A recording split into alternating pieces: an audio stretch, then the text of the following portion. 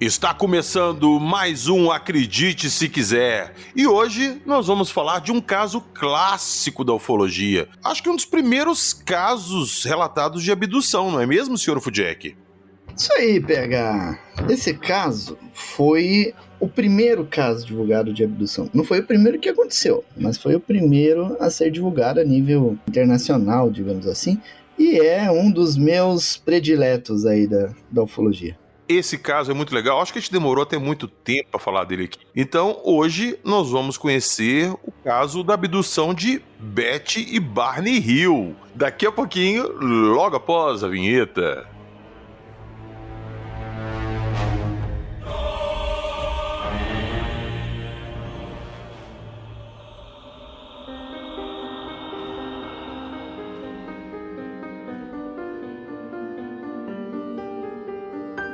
Projeto Blue Book, lapso temporal, magnetização, mapa estelar, seres extraterrestres.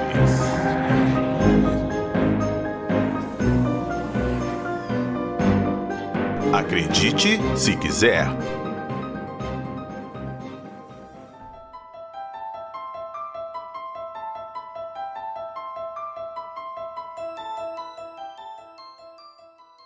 Um recadinho rápido para vocês antes de entrarmos no nosso episódio. Nós estamos agora com a parceria com a editora Tábula. Então eu vou explicar essa parceria nossa em duas partes. A primeira é um livro dos relatos que a gente conta aqui no Acredite Se Quiser. Então se você já mandou um relato pra gente ou você quer mandar, pode mandar no nosso e-mail acreditesequizerpodcast@gmail.com, autorizando o uso do seu relato no livro. Eu, fulano de tal, autorizo esse relato a ser publicado no livro do Acredite Se Quiser. E mande seu relato bonitinho, escreva bem ali, não tenha preguiça de escrever, fique à vontade e mandem pra gente. Nós vamos fazer ali uma seleção, então aproveitem a oportunidade aí e mandem pra gente. Mesmo quem já gravou podcast, peguem seu relato e mandem pra gente escrito aqui pra gente incluir no livro, fechou? E vamos falar um pouquinho sobre números. Vocês sabem que os números têm poder, eles têm significados, alguns são até mágicos. Por exemplo, o número 69. Não, eu não vou falar o que ele significa não, que pode ter criança escutando podcast. Inclusive, esse anúncio tá até pra maiores. Por falar em 69, no dia 6 de setembro, 6/9, vai começar a pré-venda no Catarse da Amazon da HQ erótica Kukum, Sexo e Magia. Trata-se de quadrinho proibido para menores, com roteiro da quadrinista e maga Luísa Lemos, arte de Juliano Souza e cores de Vivi Munhoz, além da história que acompanha a descoberta da magia sexual pelo artista Dani, com muitas reviravoltas e um final inesperado. O quadrinho vai ter vários outros artistas convidados também, como Germano Viana, Lauto Ferreira, entre outros. E para os primeiros 69 apoiadores, um brinde exclusivo, um chaveiro com sigilo de magia sexual. Então corra lá para garantir seu exemplar. Os links vão estar na descrição do episódio.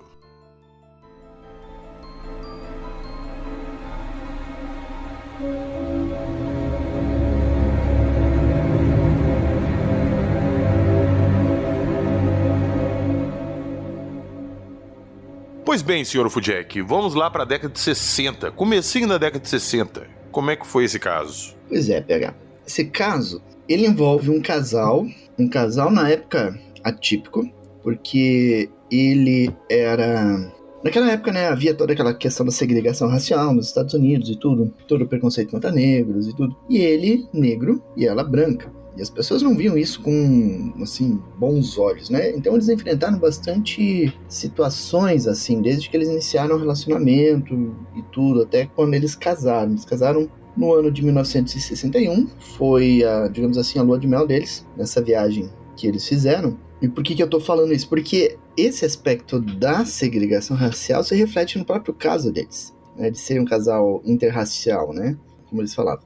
Então o que aconteceu? Então eles saíram para a viagem deles de lua de mel, e na noite de 19 de setembro de 1961, eles estavam voltando dessa viagem. Então eles moravam na cidade de Portsmouth, lá no estado de New Hampshire, lá no nordeste dos Estados Unidos, né?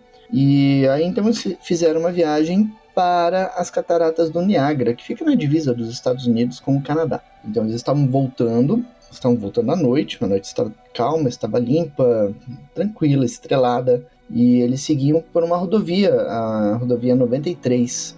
A previsão de chegada deles era para as 3 horas da manhã. E aí no carro estava a Beth, o Barney e um cãozinho, a cadelinha Delsey, um cãozinho da Shrund, né? E aí a Beth estava olhando para o céu estrelado e de repente ela viu um pequeno objeto luminoso, do tamanho de uma estrela, cruzando o céu rapidamente no sentido sudoeste. E ela achou que era uma estrela cadente, né? Um satélite, talvez. E aí ela viu que esse objeto alterou o curso, o movimento que ele estava fazendo. Ela mudou a trajetória. E aí ela ficou intrigada e comentou com o Barney, né? E pediu para que ele encostasse o veículo no acostamento para que eles pudessem olhar, né? E eles tinham um binóculo. Pegaram o binóculo e foram observar aquilo, né? O Barney era uma pessoa cética. Ele era uma pessoa muito prática e aí ele tentou explicar esse avistamento como sendo de uma aeronave comercial que estava indo pro Canadá. Então a Beth ficou meio contrariada, mas naquele momento ela aceitou a explicação do Barney, né? Então entraram no carro de novo, seguiram a viagem e ela continuava perplexa com aquilo, né? E aí continuou observando aquele objeto luminoso que estava fazendo vários movimentos e aí o Barney viu que o objeto também estava acompanhando o veículo, né, e fazendo aqueles movimentos estranhos. E aí, de tempos em tempos, o Barney ou ele reduzia a velocidade ou ele parava o veículo para que eles pudessem observar. E aí, quando eles passaram por uma região chamada Indian Head é como se fosse, sabe aquelas paradas que existem nos Estados Unidos? Tem a rodovia, tem aquela parada, acostamento, onde o pessoal para, contempla a paisagem, compra algumas coisas e segue viagem, né? Tem uma lanchonetezinha, lugar lá para comprar coisa. Então o Indian Head era mais ou menos assim. Então eles pararam ali naquele local e aí eles viram que esse objeto se aproximou muito rapidamente deles e ficou a uns 30 metros acima do solo, não muito longe deles assim. E aí o Barney ele parou o veículo, pegou o binóculo e deu uma olhada naquele objeto, né? E aquele objeto estava pairando ali sobre alguns pinheiros. E aí ele tinha uma pistola, que na verdade era da Beth, né? Ele pegou uma pistola, saiu e foi em direção ao aparelho. E aí, quando ele se aproximou um pouquinho, ele viu que havia janelas, uma dupla fileira de janelas, né? Uma fileira em cima e outra embaixo. Janelas retangulares e nas laterais do objeto haviam protuberâncias com luzes vermelhas que ficavam piscando na ponta, né? E aí, com o binóculo, ele observando aquilo, ele viu que haviam pessoas dentro desse objeto. Aí surge um detalhe interessante, pegar aqui, até interessante que a gente esclareça. O Barney, ele foi um militar, lutou na Segunda Guerra Mundial, e naquela época, o exército dos Estados Unidos, eles dividiam os brancos e os negros. Eles não podiam servir na mesma unidade. Então o Barney foi para uma unidade específica de negros. E lá, se eu não me engano, ele foi capturado no final da guerra e teve contato com um oficial alemão. E esse oficial alemão tinha uma postura, né, de militar, né, aquela pose rígida, né, e austera, digamos assim. E ele viu que esse alienígena, ele tinha o mesmo tipo de comportamento desse militar. Só que depois, quando esse caso se tornou conhecido, anos depois, surgiu uma teoria no meio ufológico de que esses aliens, eles seriam alemães, ex-nazistas, que teriam dominado a tecnologia dos OVNIs, né, com OVNIs resgatados. E aí eles usam alguns trechos da fala do Barney sobre isso aí para reforçar essa teoria de que eram alemães. Mas, na verdade, essa comparação do Barney veio daí, por ele ter tido contato com esse militar alemão na Segunda Guerra Mundial, quando ele esteve servindo. E então, voltando ao caso, né? Esse aparelho, quando ele viu que havia tripulantes, esse aparelho meio que se inclinou na direção de Barney e fez um movimento de aproximação bem lenta em direção a ele. E aí, um dos tripulantes começou a olhar fixamente para o Barney, que estava lá, né? Não muito longe. E aí ele se assustou e saiu correndo em pânico de volta para o carro, gritando para Beth que eles teriam que sair dali muito rapidamente ou eles seriam levados pelos tripulantes do objeto. E aí ele acelerou o carro com tudo, saiu em direção à rodovia para tentar escapar do local, e aí eles começaram a ouvir sons estranhos no veículo, como se fosse bip, bip, bip, e uma vibração estranha, né, no carro. E eles foram dirigindo pela estrada, ouvindo aquele barulho, e aí as coisas ficaram meio confusas. A lembrança consciente deles, na manhã seguinte, é que eles estavam dirigindo, ficaram meio atordoados, meio sonolentos, alguma coisa assim, e depois pequenos flashes, né, de ver alguma luz laranja, em formato circular, alguma coisa na rodovia, como se fosse uma blitz, né, policiais parando o carro e olhando para dentro. E depois eles recobrando, ouvindo aquele barulho de bip-bip de novo, e aí procurando algum restaurante para se alimentar e seguir viagem. Só que daí eles perceberam que todos os restaurantes estavam fechados. E aí então eles perceberam que eles estavam numa região chamada Concord, e ali eles pegariam uma outra rodovia para chegar em Portsmouth. Era previsto chegar ali por volta das 3 horas da manhã. Só que quando eles chegaram em Portsmouth, eles viram que estava amanhecendo. A viagem havia demorado várias horas a mais, e eles não sabiam por quê, né? E por que tinha demorado tanto aquela viagem. E aí eles entraram na casa, acenderam as luzes, e os dois foram, como se fosse assim, automático, foram para a janela e ficaram olhando para o céu. Então isso é a lembrança básica deles dessa experiência. E aí o Barney resolveu, depois de olhar para o céu ali a partir da janela, resolveu ir tomar banho, porque ele estava se sentindo todo grudento, pegajoso. E depois foi a vez da Beth. E aí quando a Beth estava no chuveiro, o Barney foi até o automóvel da família, que era um Chevy Bel Air, modelo 1957, para tirar as malas do carro, né? E aí tiraram as malas e o casal foi descansar. E aí, quando eles acordaram de noite, eles começaram a conversar a respeito, vendo que havia acontecido alguma coisa estranha, eles resolveram fazer desenhos, né, daquilo que eles tinham visto, né? E depois que fizeram os desenhos, eles compararam. Eles fizeram desenhos em salas separadas e depois compararam, né? E aí, o Barney, ele sugeriu a Beth que não contasse essa história pra ninguém, que isso ficaria só entre eles e ninguém ficaria sabendo. Só que a Beth meio que discordou, né? E sentindo aquela coisa estranha e tudo, a Beth resolveu telefonar pra sua irmã, a Janet Miller, e ela confiava na irmã, né? Então ela resolveu relatar o que tinha acontecido. A Janet ouviu todo o relato da Beth e sugeriu, né, que eles fizessem um teste com bússola no carro.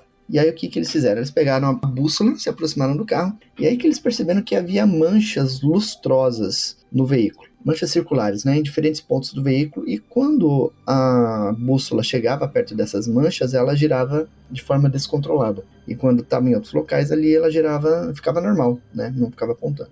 E aí ela mostrou isso pro Barney. O Barney no início não quis ir ver, né? Mas depois ele se rendeu e foi ver. E depois os vizinhos ficaram sabendo e foram lá ver também. Todos eles testemunhando o teste da bússola. E aí então eles resolveram entrar em contato com a base da Força Aérea de Pisa, que ficava ali na região, para relatar aquele fato, para contar o que tinha acontecido. Ô Jackson, rapidamente, antes de eu continuar te interromper aqui, senão eu perco o ponto dessa observação. Mas a gente viu isso acontecer também no avião na noite oficial, que ele ficou magnetizado, né? Sim. Pois é, essa questão da magnetização é interessante, né? O veículo, ele ficou, tanto na noite oficial, o avião ficou magnetizado e puxou a chave da mão de um técnico, que grudou na carcaça do avião. E no caso do automóvel aí, a bússola ficava descontrolada, né? Girando descontroladamente, né? Provavelmente porque o carro também ficou magnetizado e a bússola não conseguia encontrar o polo magnético certo porque o carro desestabilizava ela. É isso aí. Então é bem interessante, e não é um caso único,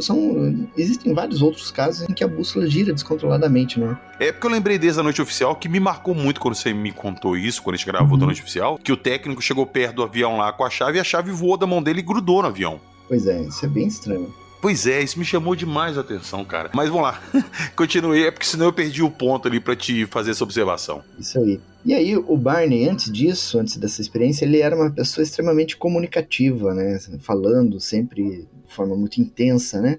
E bem extrovertido. E a partir daquela manhã ele se tornou uma pessoa calada e introspectiva. Não estava muito à vontade para falar sobre nada, digamos assim. E aí então eles começaram a buscar mais pistas sobre o que tinha acontecido. A Janet Miller foi até a casa da família e eles observaram aquelas marcas, acharam que fosse algo radioativo e recomendou que todo mundo ficasse longe do carro. Eles descobriram que os 2 relógios de pulso do casal estavam parados no mesmo horário e com o visor quebrado. O vestido da Beth, que ela estava usando na noite, estava danificado na parte superior, como se tivesse sido rasgado, retirado à força. A barra da calça do Barney tinha restos de plantas na parte inferior e o sapato também estava raspado na parte superior, como se ele tivesse sido arrastado. Sabe quando você pega um ferido, assim, que fica um de um lado, um de outro, e o ferido fica no meio, e ele vai arrastando, fica o pé para trás, assim, arrastando na relva? Foi isso que aconteceu. Indicava que era isso que tinha acontecido. E a correia do binóculo que ele estava carregando também estava partida, e nas costas do Barney havia um ferimento machucado estranho que ele não sabia como tinha acontecido. Então resolveram fazer os relatos lá para a Força Aérea dos Estados Unidos. E depois essa notícia se espalhou, os ufólogos ficaram sabendo, e aí o caso foi investigado pelos ufólogos também. Digamos assim, ocorreu a investigação formal, né? Só que olha que interessante. A Força Aérea, então, ela registrou esse fato em documentos, o relato do casal, tem um formulário lá de registro do caso, e nas noites seguintes a Beth começou a ter pesadelos estranhos em que ela via aquele objeto voador luminoso, que daí aquele objeto pousava e os seres estranhos capturavam eles, levavam para dentro da nave, e ali ocorria vários exames e tudo. E era sempre o mesmo tipo de sonho, né? Isso estava incomodando ela demais. Então ela tentou buscar auxílio, né, do que estava acontecendo, mas ela teve uma ideia interessante, porque ela começou a ter esses pesadelos aí de forma recorrente, mas sempre tinha um detalhe novo, alguma coisa assim. Então ela resolveu anotar os sonhos. Ela acordava de manhã e ela anotava tudo que ela lembrava que ela tinha sonhado naquela noite. E ali foi se formando um padrão do relato dela, né? Assim, dentro dos pesadelos. E aí ela anotava a data em que ela sonhou e tudo. E depois foi possível criar uma linha cronológica dos eventos ali também a partir disso aí. No início ela não contou para ninguém que ela estava fazendo isso, né? Mas depois ela contou para as pessoas que ela estava anotando isso, né? E aí nesses sonhos ela lembra que o casal foi retirado do carro e levado por uma clareira, levado a bordo desse objeto. Daí, algumas semanas depois, em 17 de outubro, o casal recebeu uma carta da NICAP. A NICAP é um grupo de pesquisa ufológica dos Estados Unidos, e existe até hoje, é formado por cientistas. E eles mandaram uma carta, naquela época não tinha e-mail, né? Era carta de correio mesmo. E ali nessa carta eles informavam que o pesquisador Walter Webb estava indo para investigar o caso. E aí, em dia 21, ele chegou lá na residência dos Hills e começou a entrevistar o casal. Ele fez uma entrevista ali que durou aproximadamente 6 horas, anotando todos os detalhes que ele pôde apurar ali do relato do casal. Depois, outras pessoas foram até o local e começaram a coletar as informações, e aí eles tentaram reconstruir a viagem do casal. O tempo que eles levariam na viagem, a determinadas velocidades, aonde aconteceu as séries de bips, os avistamentos e tudo. E eles começaram a perceber também detalhes na Delsey, que era a cadelinha. Ela começou a apresentar alguns efeitos fisiológicos interessantes ali nesse meio período. E um dos detalhes mais interessantes era justamente o tempo perdido. Os ufólogos estavam intrigados com esse tempo que havia sumido na viagem, né? Aproximadamente ali umas 2 horas ali que estavam ausentes, que eles não sabiam o que tinha acontecido. Você está ouvindo? Acredite, se quiser.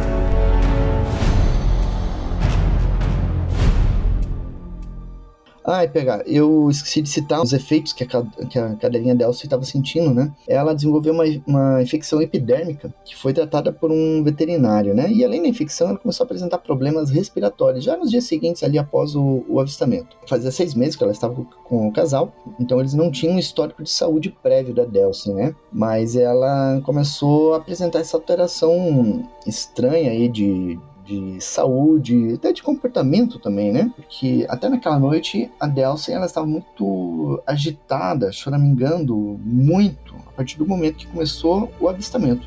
E interessante que daí ela tentava dormir e ela ficava movimentando a perna como se estivesse tentando correr, né? Isso deixou o casal bastante intrigado com o comportamento dela também, né? Naquele momento do avistamento. E aí, outras coisas que aconteceram nesse meio tempo, aparentes estados de pânico que surgiam, assim, em momentos imprevistos. Por exemplo, nas primeiras horas da manhã de 17 de janeiro de 1962, ali poucos meses após a abdução, o casal estava de carro, trafegando ali próximo de uma rua ali em Boston, e eles viram um grande objeto arredondado de coloração avermelhada cruzando lentamente o céu. E isso deixou eles extremamente apreensivos, né? E mais ou menos na mesma época, o Barney ele estava dirigindo sozinho. O Barney ele trabalhava no correio, então era muito comum que ele fazia transporte das coisas do correio lá dos Estados Unidos, né? E aí então ele seguia por uma estrada, já a caminho de casa durante a noite, e ele viu que a rodovia estava paralisada para obras. E ele sentiu um medo tão grande quando ele viu os operários trabalhando na rodovia,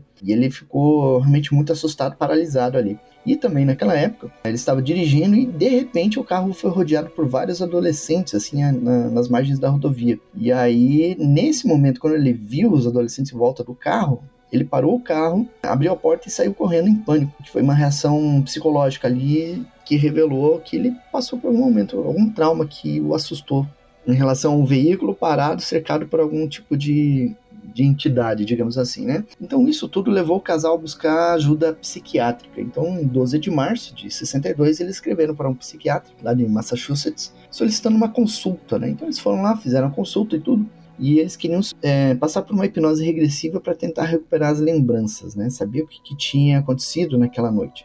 Senhor Fudjek, antes de a gente entrar aí na regressão deles e te descobrir mais detalhes do que aconteceu com eles entraram em contato com uma base da Força Aérea em New Hampshire.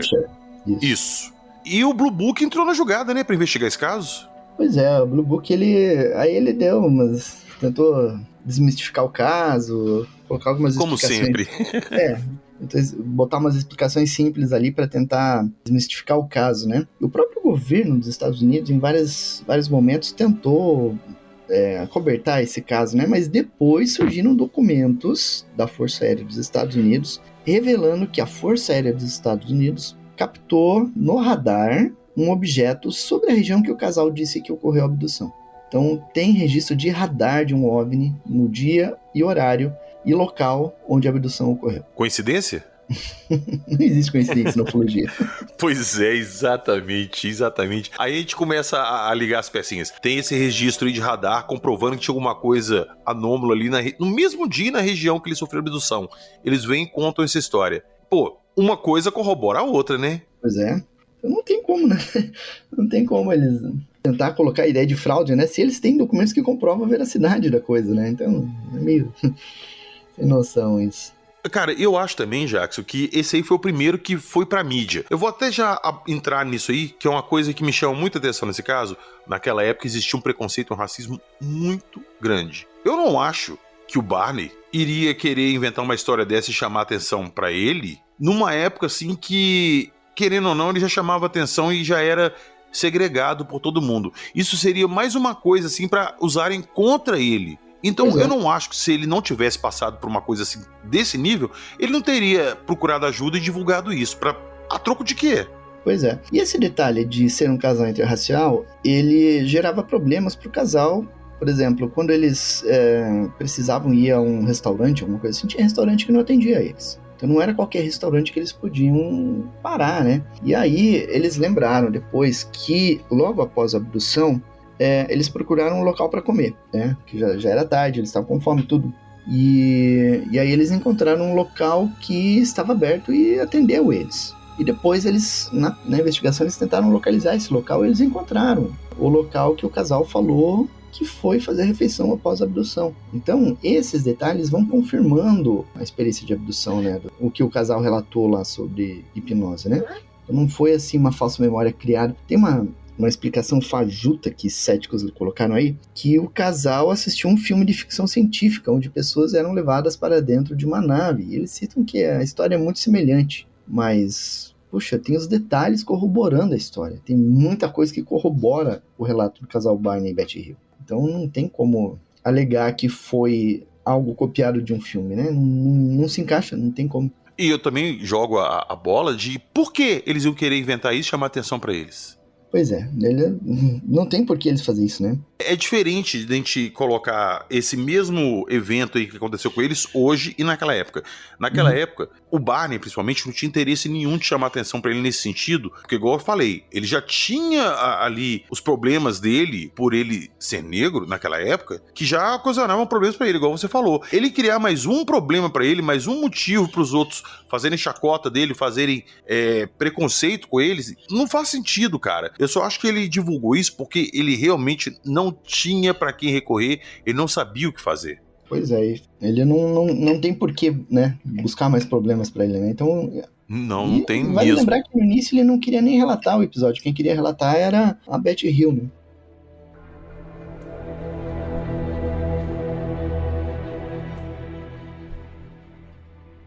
Mas então vamos lá, senhor Fudjek, vamos lá que eu quero saber os detalhes, que eu sei que Eles relatam os seres também. Como é que foi a regressão?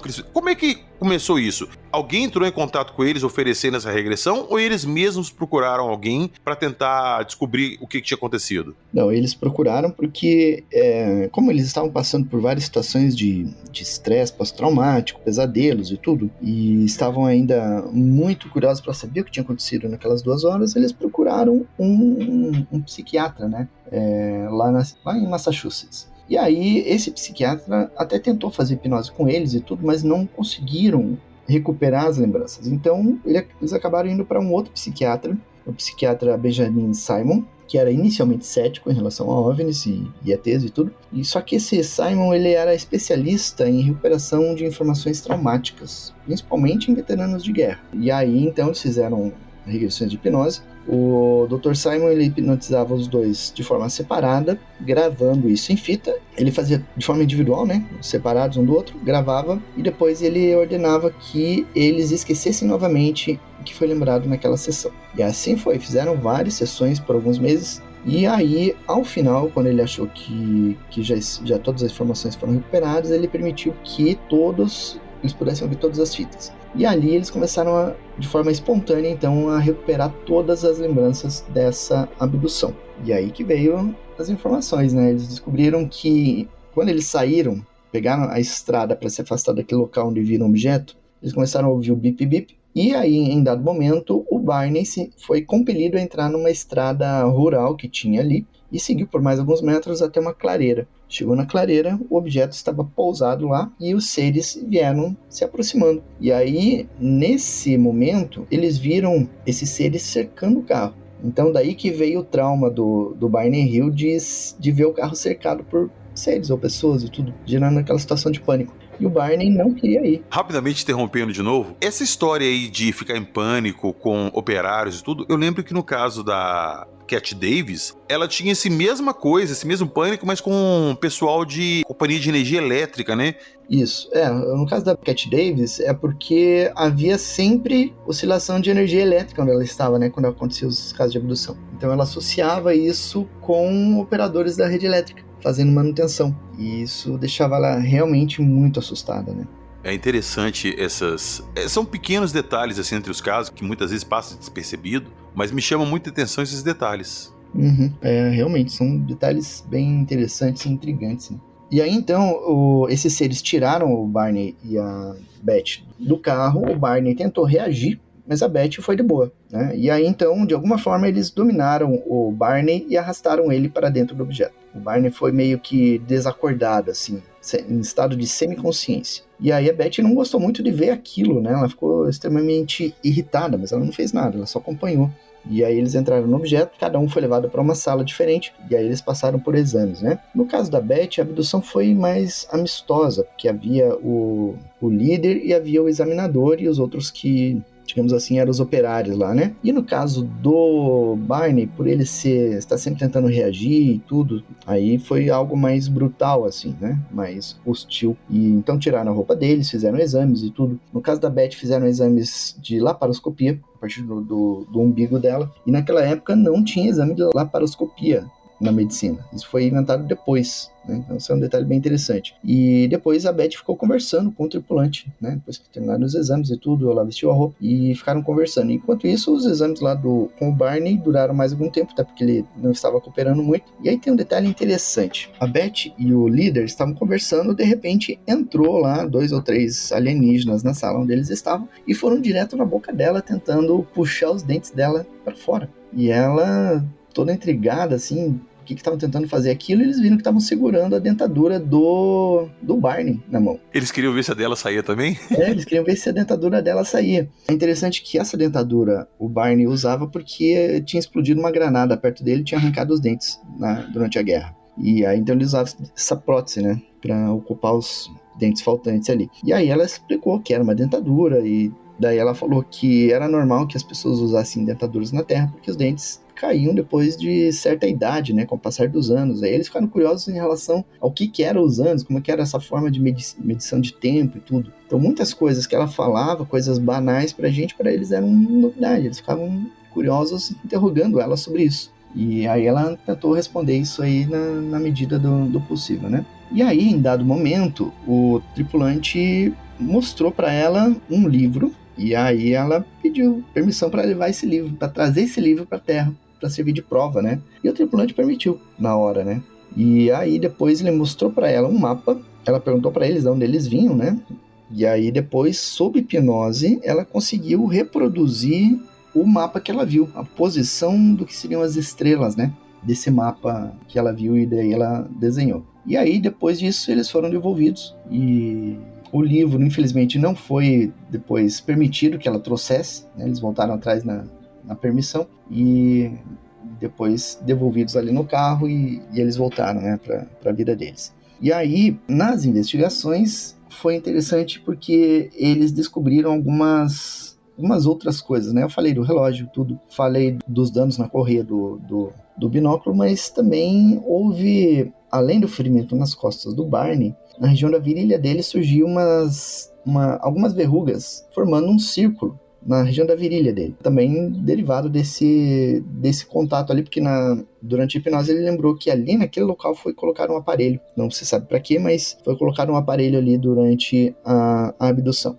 E aí, o vestido que a Beth usava, ele passou por uma análise também, anos depois, né? E eles descobriram que algum tipo de substância oleosa provocou um descoloramento em alguns locais do vestido. E é justamente onde eles segurariam, os tripulantes segurariam, depois ela relatou sob hipnose isso, que esses tripulantes teriam segurado para puxar o vestido dela para baixo e causado o dano, né? O rasgo que tinha no vestido.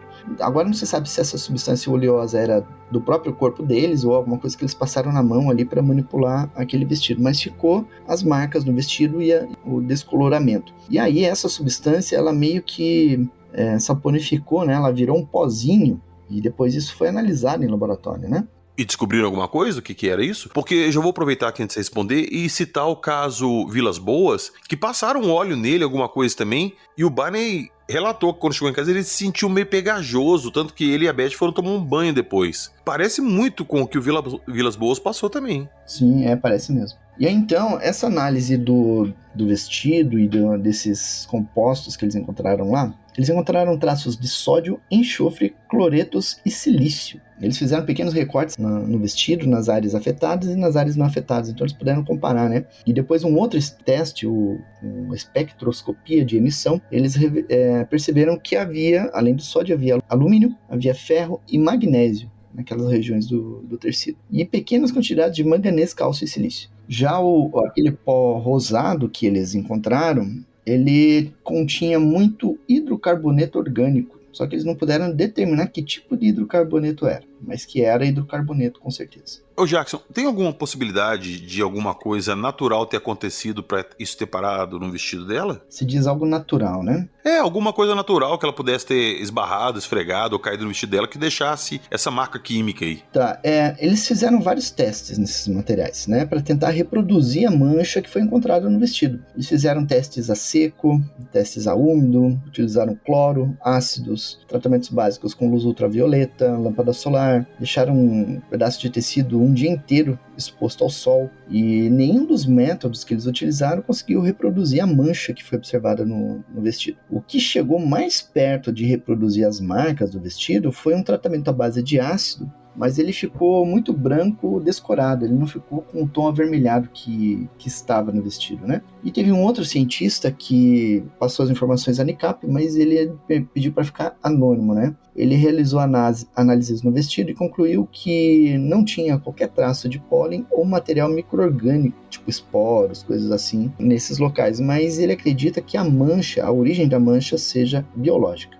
E teve uma análise espectral infravermelha que detectou proteínas na área que estava manchada. Só que essas proteínas, elas eram maiores, elas tinham uma concentração muito maior na área externa do vestido do que na área interna, que mostra que o efeito que afetou o vestido veio de fora para dentro, né? Não era de dentro para fora, assim, do corpo dela, era algo externo. E uma outra prova muito interessante é em relação ao mapa estelar do caso Betty Hill, né?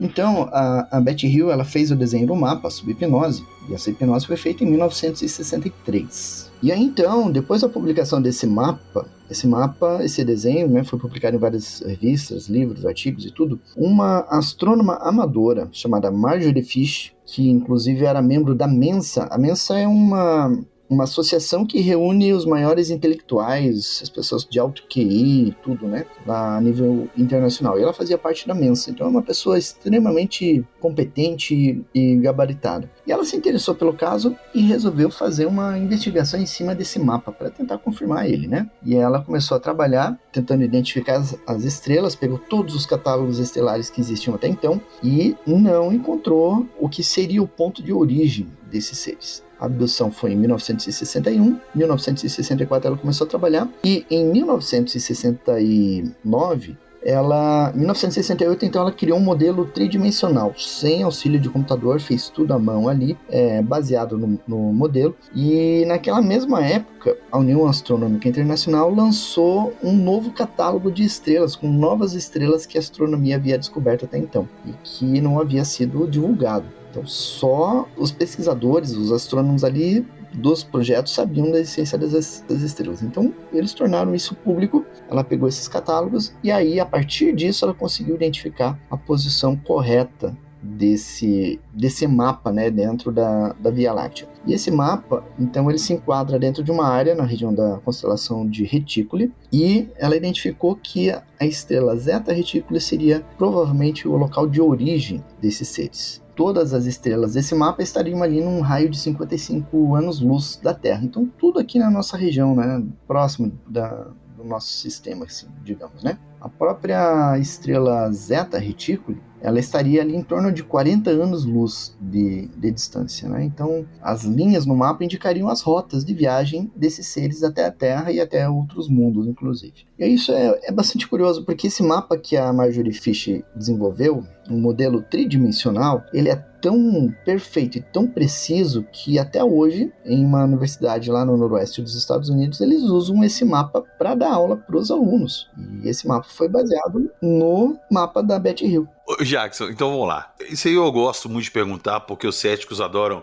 Eles inventaram e tal. Como é que uma mulher dessa, naquela época, ia desenhar uma parada dessa que ela nem sabia do que se tratava, com essa coerência que a gente viu hoje em dia, que a gente tem como provar que o mapa dela estava correto? Como que você me explica isso? Pois é, e Betty Hill, ela não era astrônoma, ela era assistente social, trabalhava na prefeitura da cidade. Ela era ativista social ali, ela não estava nem aí porque ocorria no céu, ela só começou a prestar atenção nisso depois da abdução dela. Sim, e vamos lembrar que a gente tá falando de uma época também que não existia internet. Ela não tinha onde pesquisar isso, o mapa e tal, pra falar, eu vi isso aqui porque ela pegou. Não tinha. E a abdução dela foi em 61, as novas estrelas foram descobertas em 68. Pois pra explicar um troço desse, cara, meu Deus. E aí eles tentam argumentar que era tudo invenção da cabeça deles, que era inspirado em filme, que não sei o que. É um escambau, cara. Tá aí as comprovações. Você tem os danos no veículo, tem os danos no calçado, nas calças, tem os ferimentos, tem o mapa, tem o vestido. Pô, falta humildade para os céticos em admitir que eles estão errados em ficar só simplesmente negando de forma leviana como eles fazem, né? Sim, exatamente. Ô Jackson, eu vou puxar um negócio aqui que me chamou muito a atenção quando você me mandou o roteiro aqui, a pauta do caso da Beth e do Barney, que eu fui ver sobre a morte dos dois. Vamos lá, eu queria primeiro puxar a cachorrinha. A cachorrinha morreu logo pouco tempo depois do ocorrido, né? Isso. A Beth, ela morreu de câncer em 17 de outubro de 2004, muito tempo depois do caso. Sim. Já é, assim, vamos dizer assim, esperado pela idade dela. Agora, o interessante nessa história que me chamou a atenção foi do Barney. Ele morreu de hemorragia cerebral em 25 de fevereiro de 69, 8 anos depois do caso, 8 anos depois da abdução dele. Eu lembro que quando eu tava escutando o Hangar 18, saudoso Hangar 18, eu vi num episódio, eu vou até citar o número do episódio, é o 120, é o bate-papo ufológico com o Heitor Costa, que ele citou que nas pesquisas dele na Operação Prato, ele foi anos depois atrás das vítimas do chupa-chupa, e ele descobriu que a maioria das vítimas da Operação Prato tinham morrido ou de derrame cerebral, ou estavam com um retardo mental assim muito grande, eles tiveram problemas neurológicos sérios, ou morreram, ou estavam com problemas neurológicos. E eu tô vendo aqui que o Barney, ele morreu de hemorragia cerebral, cara. Eu não consigo parar de traçar esse paralelo ali com as mortes da Operação Prato, com as vítimas, e com ele, que as vítimas também da Operação Prato, elas não morreram instantaneamente depois do contato. Foi durante um tempo, algumas ficaram 15, 20 anos ali com problemas de saúde gravíssimos e acabaram morrendo de derrame. Pois é, e você falando isso me lembrou dos astronautas do programa Apollo. No caso dos astronautas, os que morreram de velhice, digamos assim, quase todos eles morreram com algum tipo de efeito na veia, no sistema circulatório. O sistema circulatório deles é como se tivesse, em determinado momento, se deteriorado. Isso levou eles à morte, né, no fim da vida. E no caso de um derrame, por exemplo, é justamente isso. É como se fosse um problema circulatório na região cerebral. O derrame é uma veia que se rompe ali, ou a pressão arterial fica muito grande, a veia se rompe e causa um sangramento no cérebro e acaba dando edema na região e a pessoa acaba morrendo. O Arthur Gatti tinha que estar aqui com a gente agora para ele esclarecer isso pra gente, mas nós vamos citar isso no episódio futuro com ele ainda. Mas isso pra mim é muito legal. É mais um paralelo que a gente traça com esses casos da Operação Prato. E lembrando, 61 pro início da Operação Prato ali, que foi 79 ou 78, não é tanto tempo assim. Você está ouvindo Acredite Se Quiser.